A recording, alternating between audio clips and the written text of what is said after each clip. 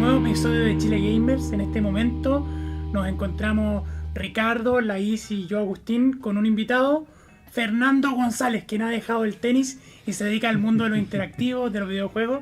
Claramente no es el tenista, era una talla bien fome, pero aquí está con nosotros Fernando de Invade Lab, CTO, quiere decir que se encarga de las tecnologías ahí.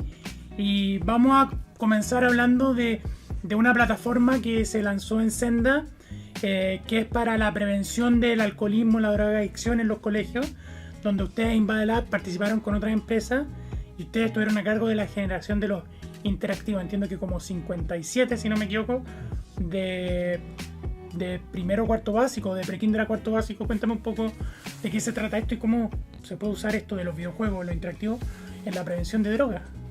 Perfecto. Sí, nosotros desarrollamos 57 interactivos. Esto es desde primero básico hasta cuarto medio.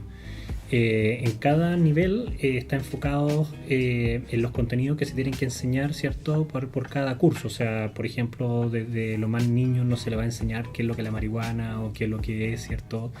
Cierta droga más dura, sino que ahí se le habla más como de temas del compañerismo o temas más de temas de sentimientos con los compañeros, con los padres, etcétera. Y así se va escalando en los cursos. Esto tú lo accedes desde la plataforma Continuo Preventivo de Senda, ¿ya? Y lo desarrollamos esto con otras empresas en donde es todo un material que se viene a renovar porque ya existía un material anteriormente, pero había sido desarrollado en Flash, y Flash ya sabemos que ya no corre ningún navegador. Entonces esto es material nuevo, refrescado, con nuevas ideas, porque también el tema de la prevención de droga ha cambiado desde los últimos años. Y también viene acompañado de videos con cortos animados y hartas cosas bien entretenidas. Excelente. Y si tú querías hacer algunas preguntas, ¿no?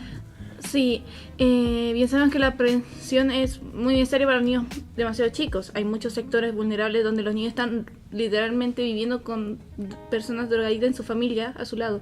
Entonces hay una forma en que también, aparte que vaya dirigido a los alumnos, las familias también puedan identificarse un poco, como ver sus errores, el daño que le están haciendo a sus hijos.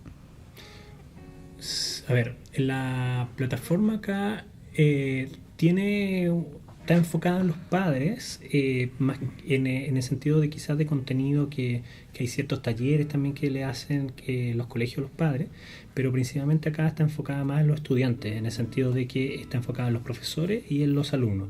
Entonces, desde Senda se le entrega este material a los colegios, a todos los colegios, en este momento solamente a los colegios que tienen internet, ¿ya? Que son el 70% de los colegios en Chile.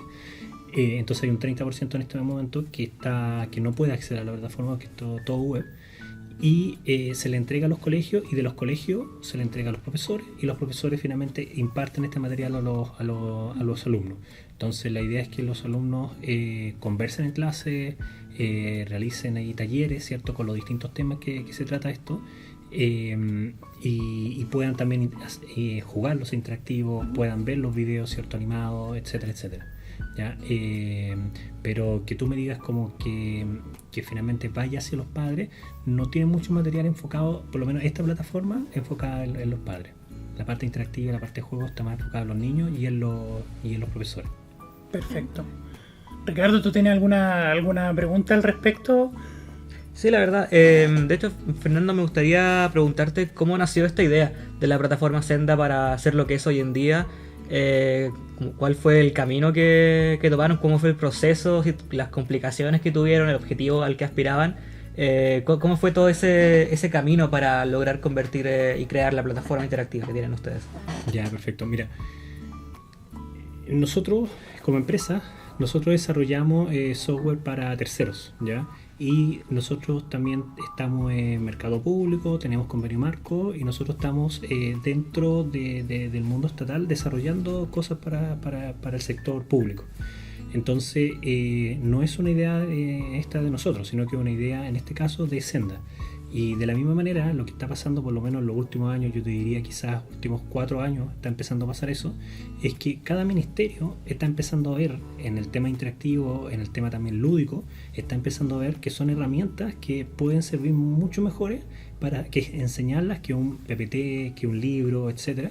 Entonces finalmente están viendo que todo esto interactivo es mucho mejor para que los niños se sumerjan en estos mundos, ¿cierto? Que ellos mismos vivan la experiencia. Entonces es mucho mejor para ellos poder acceder a este tipo de contenido. Entonces, ¿qué es lo que estamos viendo? Que esto ya es una tendencia ya no necesariamente de un gobierno, porque el gobierno anterior era de una tendencia política, el gobierno de ahora es otra tendencia política, y finalmente ya es una tendencia ya de Estado, o sea, de que se está viendo que este tipo de software está sirviendo mucho, o sea, para enseñar. Eso básicamente. Perfecto. Yo quería preguntarte si nos puedes dar algún ejemplo de cómo, pues sabiendo 57 interactivos, no podemos hablar de todo, pero no sé cómo funcionan estos interactivos, qué es lo que hacen los niños ahí, cómo se juega, no sé. Ya, el tema de la prevención de drogas no es mostrarle y decirles tú no tienes que consumir drogas, sino porque eso no es la idea, sino que la idea es tratarlos de entender por qué alguien, ¿cierto?, llega al tema de la droga, llega a la parte mala de la droga, por qué quizá alguien se hace muy adicto, ¿cierto?, a la droga, y finalmente tratar de llevarlos por ese lado. Entonces, por ejemplo, hay un interactivo de tercero básico en donde se te muestra el cuerpo humano y se te muestra la máquina del estrés. ¿Qué es lo que tú sientes cuando tú tienes estrés? ¿En qué lugares del cuerpo tú tienes estrés y cómo tú podrías, qué es lo que tú tendrías que hacer para no tenerlo? Por ejemplo, no sé, en el estómago, que quizá hay ciertos como procesos, en la cabeza, en la garganta, en el cuello. Entonces hay ciertos como masajes, ciertas cosas que tendrías que hacer, y todo eso lo hacemos como por interactivo. Perfecto. De hecho hay uno, por ejemplo, también donde te enseñan a hacer meditación también. ¿Como mindfulness? Exacto, sí. Y son 9 minutos de que te está enseñando a hacer meditación y lo que tú tienes que hacer, cómo sentir, cómo relajarte, etcétera. Hay otros trivias, por ejemplo, de verdad y falso, donde tú tienes que ir uniendo tarjetas con unas con otras para que finalmente no sé, va uniendo como el contexto, etcétera. Entonces hay distintos tipos de dinámicas. Hay puzzles también. Excelente, excelente. Estaba pensando en lo que decías tú del estrés. Me imagino que eso es porque las drogas se usan mucho para la evasión de situaciones estresantes, de la depresión. Me imagino que por eso se busca otra alternativa, mindfulness y otras cosas que son, además no requieres de pastillas que son caras, qué sé yo. ¿Esa es la meta en ese? Sí, también te ayuda harto a reflexionar. Todo siempre hay una pregunta al final donde te ayuda a reflexionar. También hay harto tema de que si te sientes mal, que tú converses con tus compañeros, que converses quizás con tu amigo, que converses con tu familia, y como que te invita a todo eso finalmente cada uno de los interactivos. También los videos animados, todo te invita a eso. Excelente. Antes de pasar a otro tema, no sé si tenían alguna otra pregunta ustedes. Yo, al igual que en todas las cosas, hay ciertos tabúes con el tema. Y seguramente ya los tocarán en el proyecto, pero ¿cómo harán que, no sé, los niños más pequeños entiendan esos tabúes sin que se sientan mal al respecto? Sí, como te decía, para más chicos es como, por ejemplo, lo que está pasando hoy en día con el tema de la educación sexual. Cuando niños, o sea, le habláis de temas del amor hacia el padre, del amor hacia tu cuerpo, ¿cierto? Y eso es lo que finalmente hace un curso de educación sexual. Distinto, y lo mismo, o sea, el tema de la prevención de drogas. Tú le hablas del tema de vive una vida saludable, hazte ejercicio, ten una vida sana, del tema mental, ¿cierto? Sano. Y eso básicamente. Entonces el tema de la droga quizás más como con nombre o más dura, más para enseñanza media, donde ya los niños empiezan a consumir ya más en masa, y eso básicamente. O sea, para cada etapa lo que corresponde un poco. Exacto. Quería... Todo esto claro. está basado, todo esto interactivo que hicimos está basado en programas que ya tiene Senda, que ellos tienen una forma de ver la prevención de drogas y nosotros nos acomodamos a esa forma de verlo para hacer esto interactivo, y también los videos también se acomodaron a esa forma de verlo. ¿Por qué digo esto? Porque cada país tiene una forma distinta de ver la prevención de drogas y también hay distintas metodologías a nivel mundial para ver estos temas.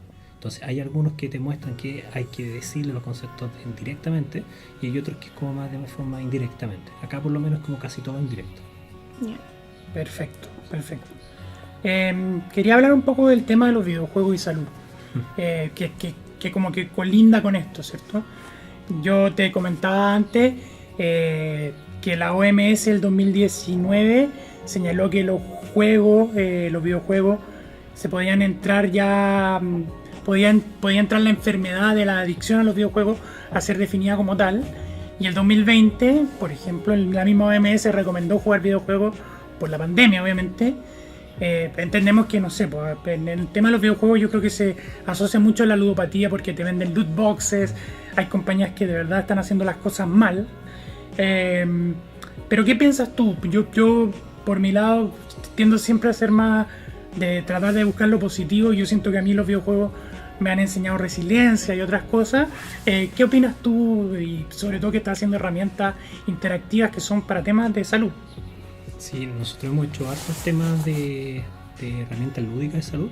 Trabajamos en algún momento, de hecho, con un hospital, el hospital UC Tristus. Le hicimos también temas de juegos de salud y hemos hecho también simuladores de realidad virtual con salud, entonces bien interesante. El tema acá es que cualquier adicción finalmente es mala. O sea, si tú, no sé, por mucho que te guste, no sé, algo muy sano, ¿cierto? Y que lo comas mucho y solamente te enfoques en comer eso solamente, finalmente va a ser malo, va a ser una adicción. Sí, el tema es como ir compatibilizando con el resto de las cosas. O sea, no podías dedicarte las 24 horas del día a jugar algo porque si no vaya a caer y te vaya a desmayar y a lo mejor vaya a morir. No podéis tampoco colocar todo tu dinero en un juego finalmente porque no vaya a tener para comprar otras cosas. Tu salud, ¿cierto? También no va a ser como la mejor, ¿cierto? Pero eso básicamente, o sea, el tema es como sí hay que jugar, sí hay que divertirse, sí hay que hacer todas las otras cosas, pero hay que saber compatibilizar finalmente la vida. Perfecto. Con lo que dijiste me recordaste un comentario que nos hizo uno de nuestros espectadores en YouTube, de cuál es la responsabilidad que tiene un diseñador de videojuegos en poner herramientas de su parte para que no se generen vicios, adicciones. Por ejemplo, me comentaba él que en WoW una persona había muerto porque había jugado muchas horas y después pusieron un sistema que te daba puntaje por apagar el WoW, por ejemplo. No sé qué ves tú, o deberíamos, yo sé que no podemos esperar que todas las compañías hagan eso porque al final la compañía para lo que está es para funcionar, digamos, de una manera que le genere dinero. Entonces, que de esta conciencia social no sé si la tendrán todos, pero tú estás haciendo cosas que son interesantes, que son conscientes. ¿Qué crees que tiene que tener un diseñador de videojuegos en mente en esa línea? Primero, o sea, se me vino a la mente, China tiene restricciones para el tema de la adicción en los juegos, en realidad lo aplicó a todos, y también ha habido hartos casos de una persona que jugó mucho Farmville y que dejó a la guagua ahí, murió su bebé porque ella seguía jugando Farmville, no le importó su bebé. Entonces sí, hayan habido muchos casos, pero ya es un tema psicológico de las personas. O sea, tú me preguntabas cómo manejar la adicción. En realidad es difícil porque la idea de esto es que finalmente la gente trate de interactuar lo más posible con el juego. Entonces la idea es tratar de generar la adicción, o sea, ese es el objetivo. Entonces si tú me dices cómo hacer para que genere adicción pero no tanto, no sé si esa es la meta de un diseñador. Yo creo que la meta es al revés, la meta es que le trate de generar adicción. Ahora, cuando estamos hablando de proyectos como los que hacemos nosotros, que son como más, que no apuntan tanto al área de entretenimiento per se, sino que es una mezcla entre eso y también educar o capacitar, ¿cierto? Ahí ya es distinto porque la componente que tú ves cuando tú haces esto o interactúas con estos proyectos, no es solamente entretenerte, sino que de nuevo educarte, es aprender el concepto que se está tratando, y por lo general no son proyectos que tú vayas a estar, no sé, días para tratar de pasar un nivel o algo así, sino que son proyectos puntuales para pasar algo puntual y que, no sé, te vaya a demorar 1 hora, 2 horas, lo más, y entonces no va a generar tanta adicción un poco por el tiempo de desarrollo. Yo creo personalmente que la responsabilidad no cae 100% del programador, porque sí, lo que busca es que consuman su proyecto, pero también es un poco más de conciencia humana el ver que sus mismos consumidores no se hagan daño a sí mismos. Hay que cuidar a sus propios consumidores, quizás. Pasemos a InvadeLab.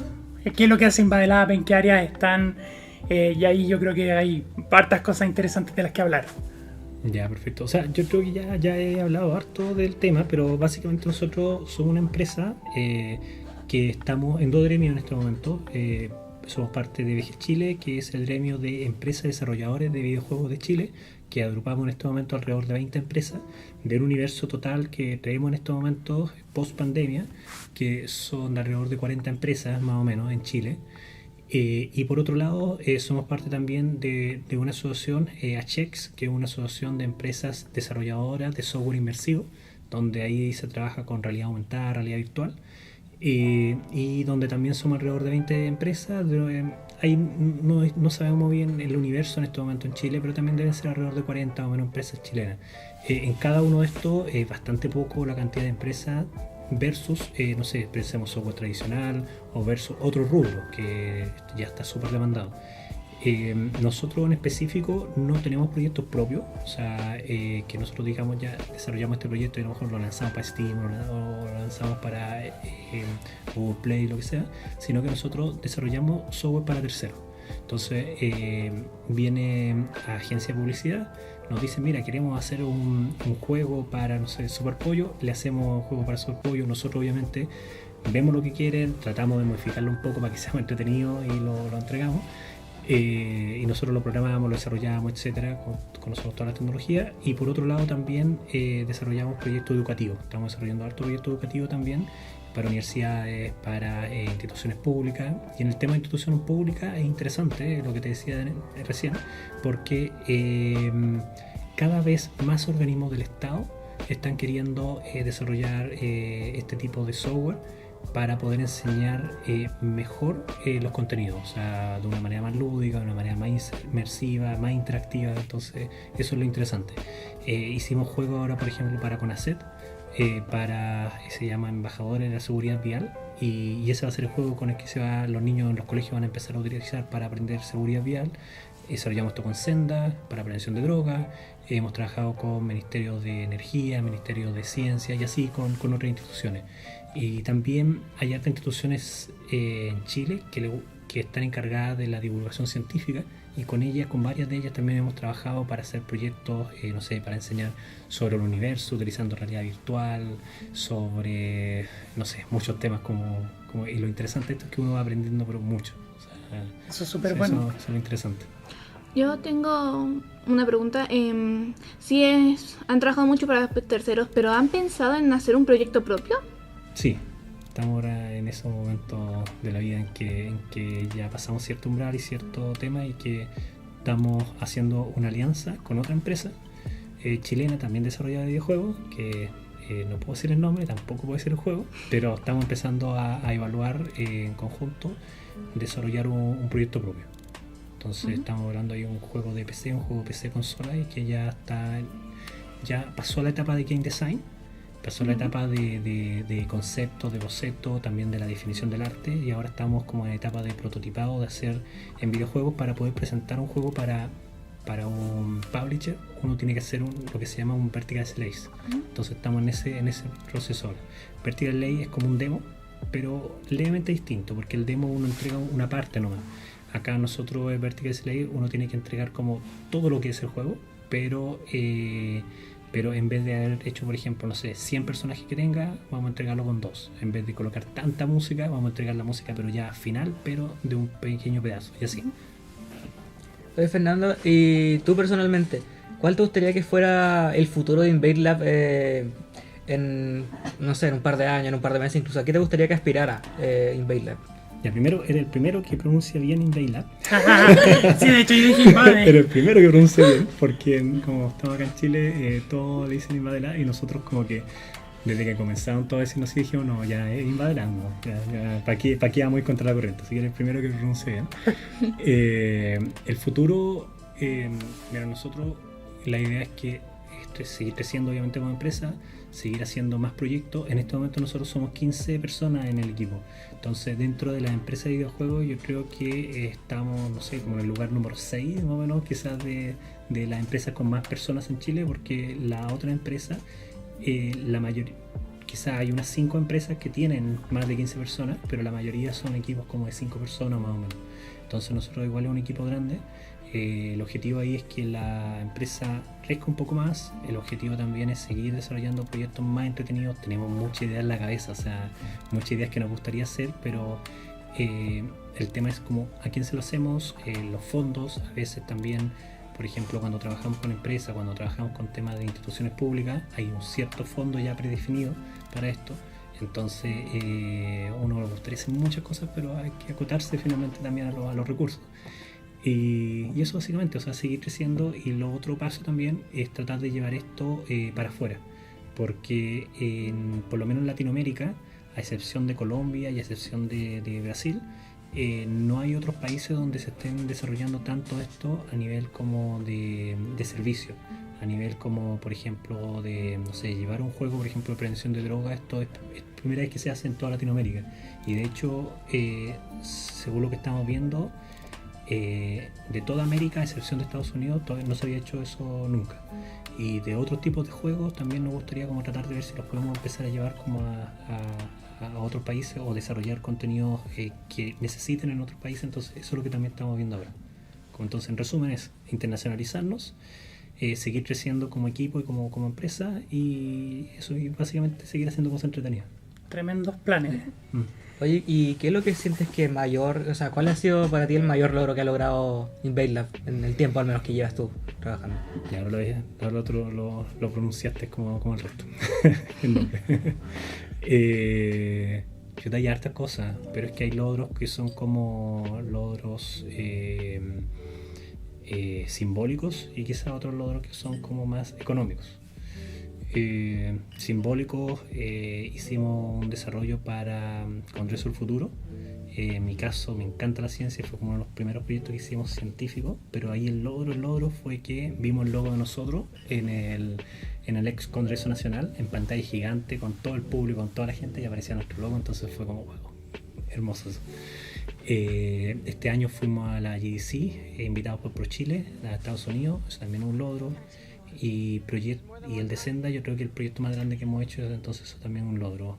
Dentro del equipo nosotros trabajaron alrededor de 15 personas en ese proyecto desarrollando, pero en el proyecto completo de prevencionistas y otros externos que se contrataron también para el proyecto, trabajaron alrededor de 70 personas más o menos en total. Entonces cada uno son medallitas que finalmente van quedando, y principalmente el logro principal quizás es como el equipo. El equipo es muy bueno, el equipo es como bien unido, son todos muy kawaii. Entonces yo creo que lo principal ahí de Invadelab es como el equipo interno, la gente que está dentro. ¿Tú estabas en Invadelab desde sus orígenes o llegaste después? Yo soy el creador de la empresa, ¿sí? Donde ingresaron con otras 2 personas más.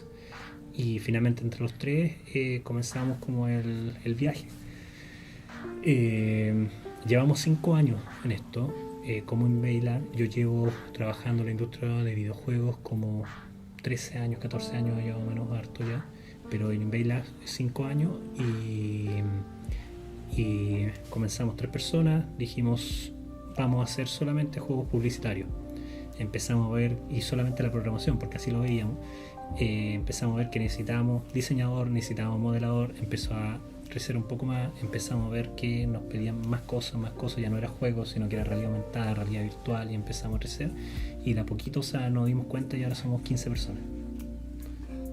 Eso, que contáis todo, es como que uno no se da cuenta, pero pasa el tiempo, va creciendo la empresa, y qué bueno que les haya ido bien, les esté yendo bien. Yo creo que como última pregunta antes de hacer el cierre, yo te pregunté antes, te decía, bueno, la economía en Chile y el mundo en general está como empezando a frenarse, fruto de la pandemia, fruto de varias cosas. Y yo te preguntaba si es que ustedes están sintiendo ese frenazo y tú me dijiste que no. Quiero saber qué es lo que está pasando ahí. Sí, depende mucho del rubro. ¿Ya? Si tú me dices, por ejemplo, una empresa que en este momento vende sushi, no sé, en el centro, yo conozco gente dueño y que han tenido que cerrar puertas porque la gente no está queriendo ir a comprar sushi. O por otro lado también ha cambiado la forma de vender y que finalmente uno pide todo por delivery. En este rubro también pasó mucho el tema del estallido social, el tema de la pandemia, y eso hizo que el tema de la pandemia sucedió algo bien particular, porque las empresas de videojuegos, la forma en que tienen para ir a venderse para afuera es yendo a ferias. Las ferias, como no existían de forma física, entonces las empresas no podían ir, y entonces por otro lado también no se estaban formando emprendimientos porque la forma de yo contactarme con otras personas para generar emprendimientos finalmente está en forma física, en eventos, etcétera, y tampoco eso estaba pasando. Entonces, ¿qué sucedió? Que yo conozco muchas empresas que tuvieron que cerrar o empresas que a lo mejor uno hubiese pensado que se hubieran creado nuevos emprendimientos, no se crearon, y entonces fue disminuyendo todo esto.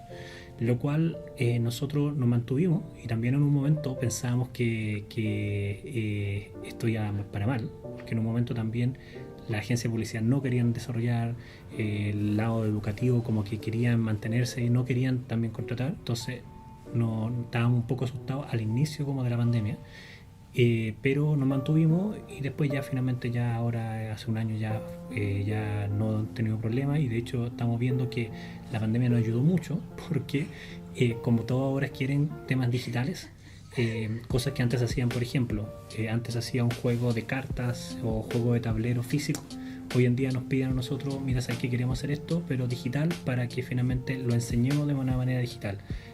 Antes no sé, se hacía todo físico, una conferencia, mira, sabes que queremos para esto mismo agregar contenido interactivo para que mientras la gente esté en una conferencia a lo mejor juegue en un filtro de Instagram. Sí. Entonces se va sumando y ahora lo que está pasando es que todos están creando contenido digital, entonces eso está pasando y en este momento por lo menos tenemos poca competencia, lo cual para nosotros es interesante, o sea, es bueno, pero sabemos que esa competencia, eso no va a durar mucho y van a llegar muchos actores de otras empresas al ecosistema, entonces estamos aprovechando este momento. Claro, me mataste porque hablaste de los juegos de mesa, que me acordé que ustedes vi que trabajaron con Devir.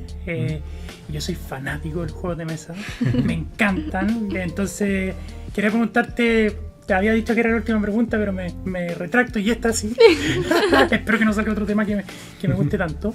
¿Qué juegos han hecho?